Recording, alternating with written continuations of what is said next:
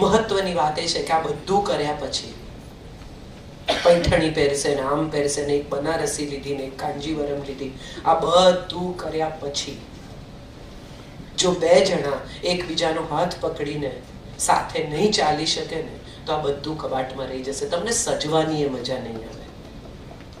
જેને તમે ચાહતા નથી, જેને તમે પ્રેમ નથી કરતા, જેની સાથે તમારું મનમેળ નથી, એને માટે તમને શ્રૃંગાર કરવામાં ક્યાંથી રસ પડવાનો છે? અને જેને તમે ચાહો છો, જેને તમે પ્રેમ કરો છો, એ જે તમને પ્રેમ કરે છે એ તમે શ્રૃંગાર કરો કે ન કરો એને પડી જ નથી. એને તો તમારામાં રસ છે, તમારા પાછી કામના સેટમાં રસ જ નથી. ખરેખર સવાલ એ છે કે સશક્તિકરણ ત્યાં આવીને ઊભું રહે છે જ્યાં બે જણા એકબીજાની બાજુમાં ઊભા રહે. કઈ કઈ રથમાં આંગળી નાખે છે અને આંગળી નાખતા પહેલા નથી કહેતી કે બે વચન આપો તો આંગળી નાખો, બાકી ગયો તારો રથ.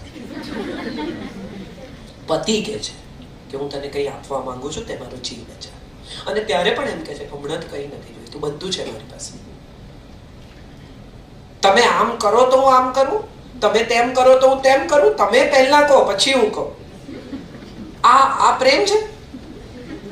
આ તો હિસાબ છે, લેવડ દેવડ. પ્રેમ શું છે એવો સવાલ કોઈ પૂછે તો હું એમ કહું કે પ્રેમ શક્તિ છે, ભયાનક મોટી શક્તિ.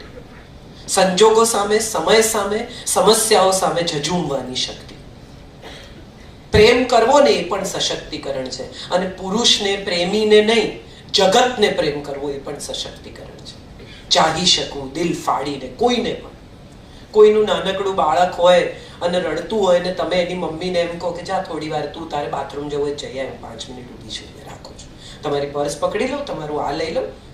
બિચારી વિમાનમાંથી મમ્મી ઉતરતી હોય ને એક હાથમાં છોકરું હોય ને એક હાથમાં બેગ હોય ને એક હાથમાં સ્ટ્રોલર ને ધક્કો મારતી હોય. આટલા પુરુષો ચઢે પણ કોઈ એમ નથી કહેતું કે લાવો બેનું લઈ લો. નાના બાળક સાથે માં બિચારી લાઈનમાં ઊભી હોય સિક્યોરિટીની કે સ્ટેશનની કે ક્યાંય પણ, ત્યાં પણ ભલે ઊભી પાછળ, કોઈ એમ કહેતું નથી બેન તમે આગળ જાઓ નાના બાળક સાથે.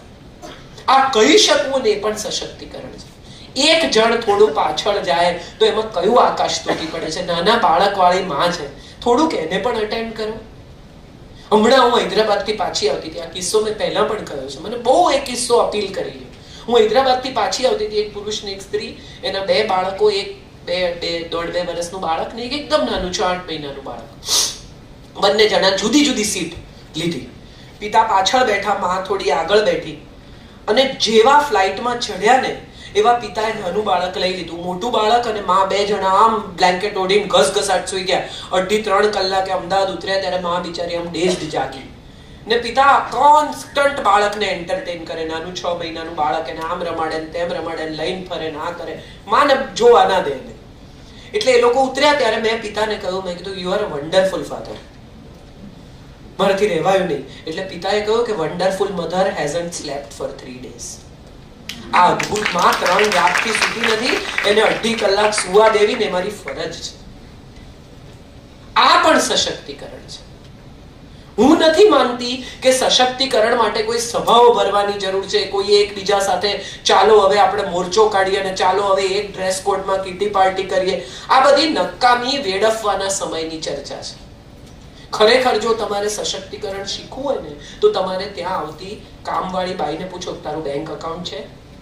નથી? ચલ ખોલાવી આપો. આધાર કાર્ડ છે? નથી? ચલ કરાવી આપો. તમારી જિંદગીના 2 કલાક બગાડીને એનું આધાર કાર્ડ, એનું ડોક્યુમેન્ટેશન, એની કોઈ મદદ એવી કે જે તમે ભણેલા હોવાને કારણે કરી શકો, તો હું માનું છું કે તમે બીજી સ્ત્રીને સશક્તિકરણ આપ્યાની, એને સશક્ત કર્યાનો સંતોષ તમે લઈ શકો. બાકી આવી બધી વાતો કરવાથી હું નથી માનતી કે કંઈ થઈ શકે. એનો વર એને મારતો હોય તો એને એમ કહી શકાય કે આજની રાત અહીંયા સુઈ જા, કાલે સવારે આપણે અત્યાચાર એટ્રોસિટી સામે ફરિયાદ કરીશું, ચિંતા ન કર. કોઈ તને મારે છે. એની દીકરીને ન ભણાવતા હોય તો તમે એવું નક્કી કરો કે હું જિંદગીમાં 2 સાડી ઓછી લઈશ, પણ બેટા તારી દીકરીની ફી હું ભરી દઈશ. પાણી નથી આવતું તારે ત્યાં, ચલ આપણે આ તેલના 4-5 કેરબા બચાવી લઈએ, તું રોજ અહીંથી પાણી ભરી જજે. તારે નાવું છે, મારે ઘેર ના જાય. આ આપણે કરી નથી. એ લોકો આપણા બાથરૂમમાં નાય. કેમ એ લોકો ન નાઈ શકે? અહીં આપણને સશક્તિકરણ નથી સૂચતું. એની નાનકડી દીકરી કદાચ આપણે ઘેર કામ કરવા આવતી હોય તો એને પૂછો કે બેટા સેનેટરી પેડ્સ ક્યાંથી લાવે છે તું? તારે જોઈએ છે? હવે જોઈએ ને ત્યારે મને કહે છે 40 રૂપિયાના સેનેટરી પેડ હું લાવી આપીશ. કપડા નહીં વાપરતી, હાઇજીન શીખ. એ દિવસો દરમિયાનમાં એને વી વોશ લાવીને આપો કે લે આ વોશ કરવા માટે તને કામ આવશે. એ દિવસોમાં હાઇજીન રાખવાનું, ચોખ્ખાઈ રાખવાની. આવી કઈ આપણને પડી નથી. હું એવું માનું છું કે ઈચ વન ટીચ વન. દરેક સ્ત્રી જો એક સ્ત્રીને સશક્તિકરણ આપે ને તો આ જગત તાત્કાલિક બદલાઈ જાય. ભેગા થઈને વાતો કરવાને બદલે વ્યવહારમાં મૂકીએ, એ સશક્તિકરણ છે. પેન્ટ પહેરવાથી, સ્માર્ટ થવાથી, અંગ્રેજી બોલવાથી, વાળ કપાવવાથી, લિપસ્ટિક લગાડવાથી, મસ્કરા લગાડવાથી, આઈબ્રો કરાવવાથી, અપર લિપ્સ કરાવવાથી, બ્લીચ કરાવવાથી, વેક્સ કરાવવાથી સશક્તિકરણ આવતું નથી. આ વાત આપણે બધાએ સમજી લેવી જોઈએ. અને જો સમજી લઈશું ને તો એટલીસ્ટ અહીંયા ભેગા થયેલા લોકો તો જિંદગીમાં કશુંક મેળવી શકશે અને કશુંક આપી શકશે. અને છેલ્લી સૌથી મહત્વની વાત, ક્ષમા એ જ કરી શકે જે સશક્ત છે. માફ કરતા શીખો. બધું યાદ રાખવું, બધું ગાંઠે બાંધવું, બધું એવું નક્કી કરી લેવું કે આને તો હું સીધા કરી નાખીશ ને, પેલા તો મગજ ઠેકાણે લાવી દઈશ ને, આને તો પાન પડાવી દઈશ ને, આને તો પાઠ પડાવી દઈશ. આ સશક્તિકરણ નથી. આ તમારા મગજમાં વગર ભાડાની જગ્યા લઈને રહેતા લોકો છે. મહત્વના મુદ્દા ભૂલાઈ જાય. બહુ બધી સ્ત્રીઓ હું તો હવે ભૂલી જાઉં, ફ્રીજ પાસે ઊભી રહીને વિચારું કે હું કેમ આવી, કારણ કે બિનજરૂરી વસ્તુઓ સ્ટોર કરી છે એટલે કામની સ્ટોર નથી થતી. હું આ 1 કલાકથી બોલું છું, મેં એક કાગળ જોયો નથી, એક મુદ્દો જોયો નથી. હું મુદ્દા જે વિચારીને આવી હતી હું બોલી. કેમ? કારણ કે હું એવું યાદ જ નથી રાખતી કે મને કોણે શું કીધું, મને કોની જોડ નથી ફાવતું, પેલા ભાઈને સીધા કરવાના છે, પેલા બેનને તો જોઈ લો, એને તો કામ જ ના મળવું જોઈએ. હું મિતુલભાઈને કહીશ કે મહેરબાની કરીને આને તો બોલાવતા. આવું કાંઈ હું કરતી નથી. કામના મુદ્દા યાદ રાખું છું, બેકાર ચીજો ફેંકી દઉં. તમારા કબાટમાં છેલ્લા 1 વર્ષથી તમે ના પહેર્યા હોય ને એવા કપડા કાઢો અને વુમન્સ ડે ના દિવસે એવી સ્ત્રીઓને આપી આવો કે જેને જરૂર છે. હું એને વુમન્સ ડે કહું છું. મોટા મોટા તપેલા ઉપર ભરી રાખ્યા હોય ને, કોઈ આવે ત્યારે જોઈએ, કોઈ આવતું નથી. હવે તમારો સ્વભાવ જ એવો થઈ ગયો છે કે કોઈ તમારે ઘેર આવતું જ નથી. આ સત્ય. અને આવે ત્યારે તમે સીધા બહાર લઈ જાઓ છો ગુજરાતી થાળી ખવડાવવા. નથી આપણે તો આ તપેલાનું શું કરવાનું? શેતરંજીઓ 20 બાય 20 ની કોઈ ગુજરી જાય તો જોઈએ. અરે ભાઈ ગુજરી જશે ત્યારે તમે બેસણું તો બહાર કરો છો હોલમાં, ત્યાં ક્યાં તમે શેતરંજી પાથરવા જવાનું છે? કેટલા બ્લાઉઝ બધા સાચવી, મારું વજન ઉતરશે ને ત્યારે હું પહેરીશ, પણ નહીં ઉતરે. હવે નહીં ઉતરે, આપી દો. હવે હું છેલ્લા 4 વર્ષથી અમીબેન આઈ હેવ ડિસાઇડેડ, હું છેલ્લા 4 વર્ષથી દર વર્ષે કબાટ સાફ કરું. અને જે કપડા મને એમ લાગે કે હવે મારી ઉંમરને નથી શોભતા કે મારા શરીરને નથી શોભતા, એ ગમે તેટલા મોંઘા હોય, જુવાન દીકરીઓને આપી દેવાના અને થપ્પી કાઢીને મૂકવાની. અને જે દીકરીઓ બધી શો કરતી હોય, આ કરતી હોય, નાટક ચેટક કરતી હોય, જે બોલતી હોય, આવી બધી દીકરીઓને બોલાવીને કહેવાનું કે આમાં જે ગમે લઈ જાય. અને જોવાનું નહીં કે શું લઈ જાય છે.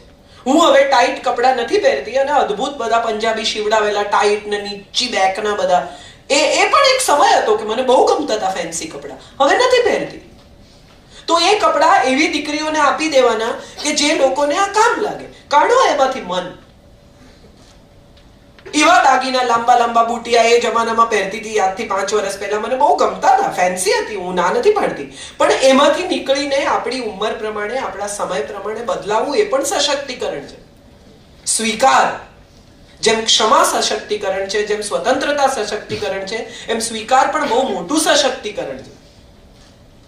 તમારી સ્કિન હવે લાલ લિપસ્ટિક ને યોગ્ય નથી રહી તો જવા દો, તમે લગાડી નહીં યાર આખી જિંદગી, હજુ શું કામ લપેડા કરો? નથી સારા લાગતા, ભરવા લાગો. આવી ખબર નથી પડતી મોટા ભાગના લોકો.